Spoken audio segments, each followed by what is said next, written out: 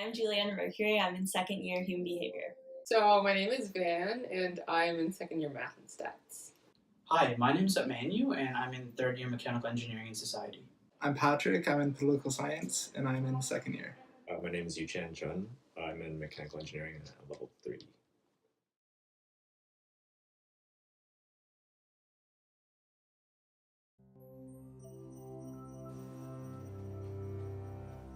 Oh, it's a TED Talk.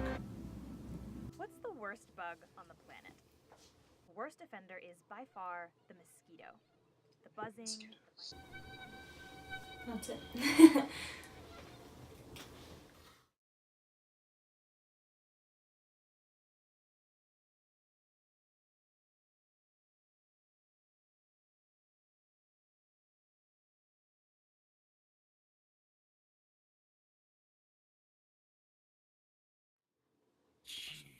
I don't like it. It's really tough to focus. Corporate coffee futures It's like really distracting. future concept professional living and function ready to be Like every time I hear the voices, I start focusing on that, and then I lose where I was in the question, and I start over. I think I'm done. Were you smiling because you were uncomfortable? Yeah, really uncomfortable. It was strange. Okay, I think I'm done, but I'm not satisfied with my answers.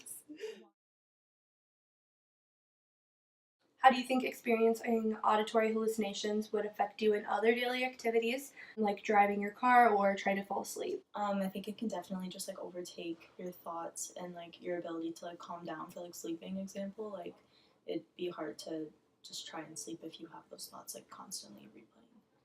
I don't know if I could ever get used to it either. It's just like, if it's constantly saying the weirdest things, I would never get anything done. That's all I can say. Just doing like a simple test was really challenging, so I can't even imagine something like driving where there's so many variables involved and so much more going on at like such a faster pace that it's hard to like keep track or stay focused on like a conversation or whatever task you're working on. Because it was really distracting, and I feel like if that was happening all the time, then I would definitely be slower to react and stuff. I probably wouldn't be as focused. How did you feel during the entire process? Were you uncomfortable at any point? It kind of made me feel a little bit tense, and it really took away my focus. Like I really couldn't focus. It just made me feel like bad and was really distracting from what you're trying to do. Like I couldn't really focus on what I was reading. Made me like just a little like sad, just like writing the questions and everything. Like they definitely like discouraged me from like any positive thought that was like in my head at that time. Even though this is just a replication of one possible symptom of schizophrenia, do you feel like you gained a deeper understanding of what someone with schizophrenia experiences daily? So, you know, when they talk about it in health class, they say, okay, someone with schizophrenia could potentially hear or see things that other people won't see. And I was like, okay, yeah, that makes sense, I guess. But hearing it, like, actually now is a little different. And I'm like, oh, so that's what they mean. So I think I can kind of see how a schizophrenic person might feel on a daily basis. But the thing is, with me, it's like I was just watching a video, and I know that at any point I can turn it off, or like, you know, I can turn the volume down or something. But for someone who's experiencing schizophrenia, they might not have that privilege. I have a new level of compassion and sympathy for anyone who experiences schizophrenia. But now I have like a better understanding of like what sort of symptoms they have and like how their experience is doing things and like daily tasks may differ from like the regular person's. How did this experience change the way you view schizophrenia? Definitely makes me like appreciate how much they must like work further, like just doing everyday tasks, because it must be like so hard. I couldn't do it for like a couple minutes, so it's hard, definitely. I thought schizophrenia was more of a multiple personality disorder, but now I know that there could be distractions that are in your head. I think it didn't really change anything. It just gave me more clarity, I guess, on what they actually experience. It's kind of like you don't know how something actually is until you like experience it yourself. It kind of just felt like that. With a deeper insight of auditory hallucinations, what would you say to someone who harbors stigmas towards schizophrenia?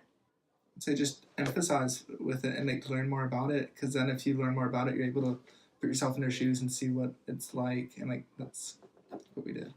Well, my first response is like, well, you don't know what they're going through, right? You can't judge that for yourself. So you might want to learn more about it so that you can finally understand what they're going through. And maybe it'll erase the stigmas that you have against them. There are definitely stigmas out there about schizophrenia, and not all of them are because people are being arrogant. It's just that sometimes people might be misinformed, and I think it's really important that people do get educated about this. You can't really understand how someone feels until you're in their position. So even though you might have a lot of knowledge about it, you may not understand the seriousness of it or how deeply it affects them or how difficult it makes things. So I think that's definitely something that people should think about and maybe try and work on so that they can sympathize or understand people with schizophrenia better. What have you taken away from this experience overall? Definitely just like appreciating even like my daily life, because it's like I wouldn't be able to deal with this every day. So being able to like get this experience was really just eye-opening for me. Schizophrenia is not what I thought it was, and that it's like more complex than like the stigma it's made out to be. Yeah, also, I learned it's really hard to do a test while someone's whispering the randomest things in your ear. It was really interesting. All I knew about schizophrenia was that, like, you know, you might hear voices in your head, but I never really put that much depth into thinking of how that might affect you or what the voices would actually be saying. My biggest takeaway was for sure just a greater depth of understanding of what someone with schizophrenia might feel, and the importance of making sure that stigmas surrounding schizophrenia are eliminated. Awesome. That's it. Awesome. Thank you very much Thank for you. participating. My pleasure. Thanks so much, man, for your time. Yeah, no problem.